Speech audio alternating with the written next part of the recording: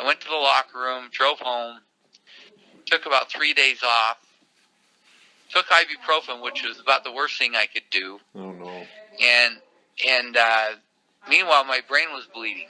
So about 6 weeks later, season was over, and I was skiing on my own with friends who were expert skiers at Brighton, because my grandkids ski there, and I had some leftover passes, and they had a powder day.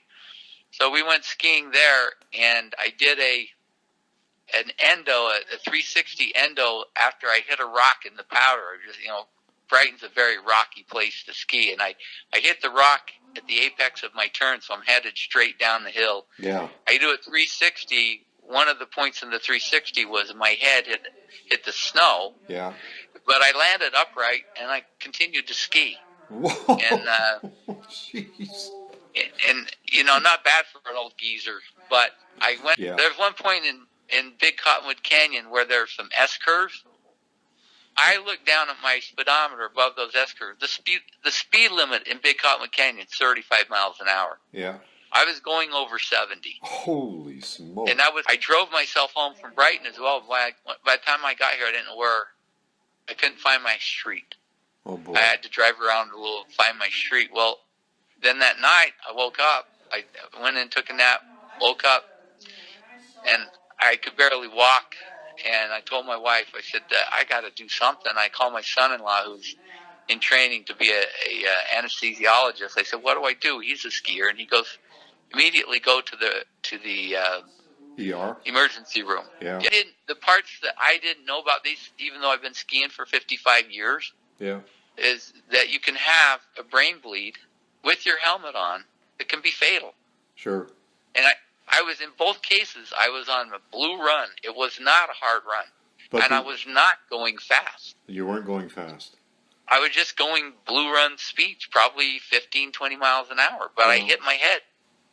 I couldn't. I stopped being able to talk, and I stopped being able to move my legs and arms. Boy, that's... And my wife is seeing this, and I was at a care center, yeah, and she goes, that's not right. No, he's just having a bad day. And she said, no, we're out of here. Okay, the thinking functions are okay. I lost a lot, but it seems to be coming back with a little prodding and practice. So that's how I am. That must be pretty scary. Yeah, but the rate it's coming back with is very encouraging. And trust me, in all of my rehab experiences, I'm by far the best person I saw. So, Jim, what are the main takeaways from all this you'd like to share with others? First, if you're skiing with colleagues and they hit their head, they're not competent judges of their medical condition. At that time, yeah. At that time. Right. They can't look inside their head. They can't tell if they've got a brain bleed or if they've got a concussion. It's like asking your 6-month-old baby, does she want her diaper changed? She is not competent to answer. Well, you have to answer. It's probably worse than that because we tend to mitigate things like that. Of course we do. Because of peer pressure and whatnot, Right. Yeah. So they're not competent. Yeah. So take them. Don't send them. Either call ski patrol. That's really what you need to do because they can't stand up. It's an ongoing, dramatically worsening situation. Put them in a toboggan. Take them down to the clinic. Yeah. Don't let them decide. Say, look, this is for your own good. You look like you're really fouled up. Yeah. And we're going to stay with you until you get some competent medical examination. And so that's what I would, if I'd have done that the first time, Randall, I wouldn't have had the second time because I wouldn't have been skiing impaired. Yeah.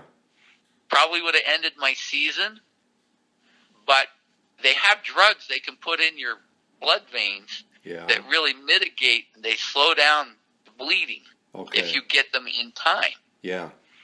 And they can take a CT scan of your head to see, what the damage is. Sure. and they shoot your blood full of dye, and they take a picture of you, and they can see in, where you've got leaks if you've got them. And they can see also if you've got a concussion, which is a different kind of injury, but similar severity. Right. So don't trust them. Take them there. Don't send them there. Yeah. And the last thing is, don't take no for an answer.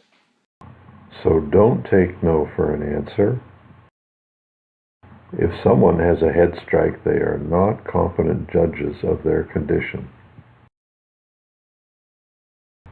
So call patrol, take the person to the clinic, and don't take no for an answer. So follow Jim's experience and pointers so that you can return to this good place with your friends and colleagues and clients once again.